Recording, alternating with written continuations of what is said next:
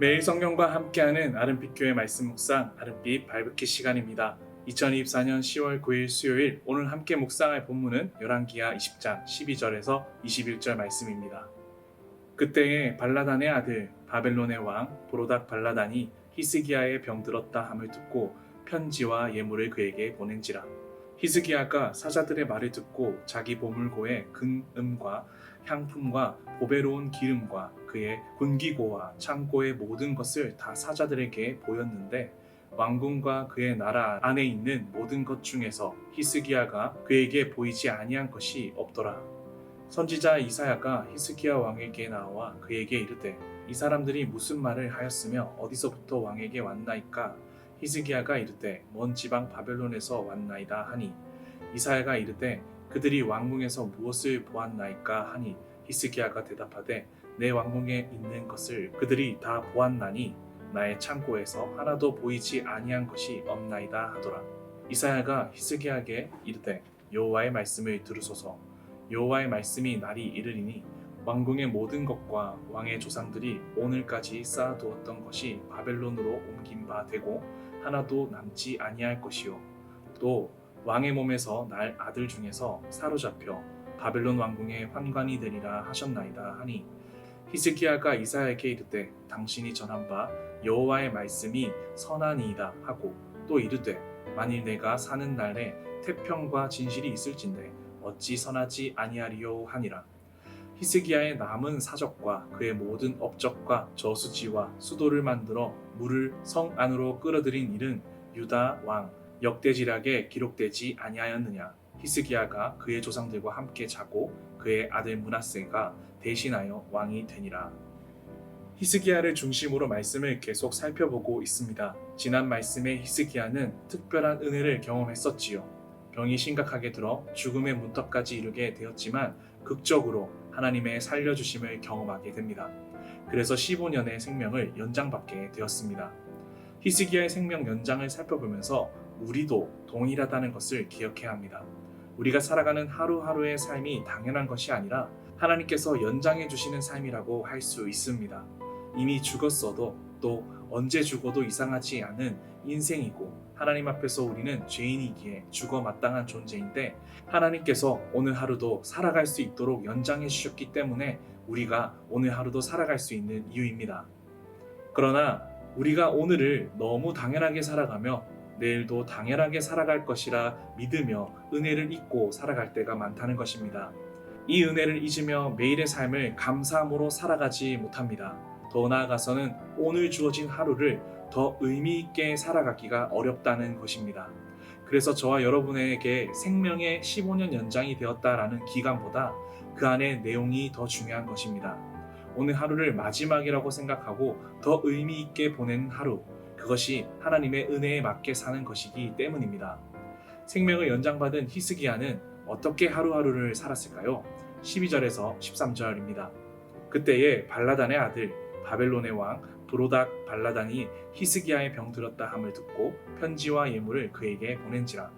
히스기야가 사자들의 말을 듣고 자기 보물고의 금, 은과 향품과 보배로운 기름과 군기고와 창고의 모든 것을 다 사자들에게 보였는데 왕궁과 그 나라 안에 있는 모든 것 중에서 히스기야가 그에게 보이지 아니한 것이 없더라. 당시 바벨론 왕이 히스기야가 병들었다는 소식을 듣고 편지와 예물을 사신을 보내어 전달했습니다. 사신들이 도착했을 때에는 히스기야의 병이 다 난 후였습니다. 그런데 이때 히스기야가 바벨론 사신들을 여기저기 데리고 다니며 왕궁과 나라 안에서 모든 보여줄 만한 것들을 다 보여주고 과시하는 모습을 보게 됩니다. 이유는 무엇입니까? 첫 번째는 잘 나가는 바벨론과 좋은 관계를 유지하기 위해서 외교적으로 의지하고자 하는 모습이 히스기야 안에 있었던 것입니다. 죽을 위기에서 하나님의 은혜로 생명을 연장받은 직후의 히스기야가 보여준 모습이라는 것이 참 마음이 아픕니다. 하나님이 아무리 은혜를 베풀어 주셔서 생명을 연장시켜 주신다고 해도 결국 인간은 하나님이 아닌 자신을 위한 삶으로 되돌아갈 수밖에 없다는 것을 볼 수 있게 됩니다. 두 번째, 히스기야가 바벨론에게 과시한 이유는 무엇일까요? 자신의 병을 극복하고 이겨냈다는 것은 자신의 신앙의 힘으로 이겨냈다는 허영심과 허세로 가득했기 때문입니다. 자신을 살려주신 하나님을 기억했기보다 자신의 노력과 자신의 신앙의 열심으로 된 것이라고 생각하며 자아도취에 빠지게 된 것입니다. 하나님은 히스기야의 이러한 모습에 굉장히 실망감을 감추지 못하셨습니다. 그래서 선지자 이사야를 통해 히스기야의 종말이 어떻게 될지 말씀합니다. 17절에서 18절입니다. 여호와의 말씀이 날이 이르리니 왕궁의 모든 것과 왕의 조상들이 오늘까지 쌓아두었던 것이 바벨론으로 옮긴 바 되고 하나도 남지 아니할 것이요 또 왕의 몸에서 날 아들 중에서 사로잡혀 바벨론 왕궁의 환관이 되리라 하셨나이다 하니, 이것은 엄청난 하나님의 경고였습니다. 어쩌면 이 경고를 통해 히스기야가 하나님께 이전처럼 벽을 향하여 회개하는 모습으로 나아오길 원했을지 모릅니다. 그러나 히스기야는 목이 곧아서 이렇게 말합니다. 19절입니다. 세 번역입니다. 히스기야가 이사야에게 말하였다. 예언자에게 전하여 준 주님의 말씀은 지당한 말씀입니다. 히스기야는 자기가 살아있는 동안만이라도 평화와 안정이 계속된다면 그것만으로도 다행이라고 생각하였다. 히스기야는 자기가 살아있는 동안만이라도 평화와 안정이 계속된다면 그것만으로도 다행이라고 생각했습니다. 정말 무책임한 왕의 고백이 아닐 수 없습니다. 히스기야는 자신의 후손들에게 어떠한 샬롬과 평화를 물려줄 생각이 없습니다. 단지 자신의 한시적인 번영과 성공에만 눈이 멀어 있다는 것을 알 수 있습니다. 아름빛교회 성도 여러분, 우리에게 히스기야와 같은 안쓰러운 모습은 없는지 돌아보는 하루가 되길 소망합니다. 하나님께서 베풀어 주신 찐한 은혜의 경험이 각자마다 있을 것인데 그때의 감격과 감사와 그때의 겸손을 잃어버리고 지금 현재의 안위와 즐거움에 안주해버린 모습이 우리에게 있지 않은지를 돌아봅시다. 나에게 허락하신 하루, 땀 흘리며 일할 수 있는 직장, 나를 믿고 응원해주는 가족, 이 모든 것이 당연한 것이 아니라 은혜로 주어졌다는 사실을 잊지 않으시길 소망합니다. 그래서 허영심과 허세와 교만함을 벗어버리고 허락하신 하나님께 감사하며 겸손한 마음으로 올바르게 걸어가는 우리가 되기를 소망합니다. 함께 기도하겠습니다. 오늘 하루를 시작하게 하심에 감사를 올려드립니다. 모든 것이 하나님의 은혜로 시작되었다는 것을 고백합니다. 그러므로 오늘 주어진 하루도 하나님이 주인이십니다. 내 삶을 주님께 의탁드리오니 하나님의 뜻대로 인도하여 주옵소서.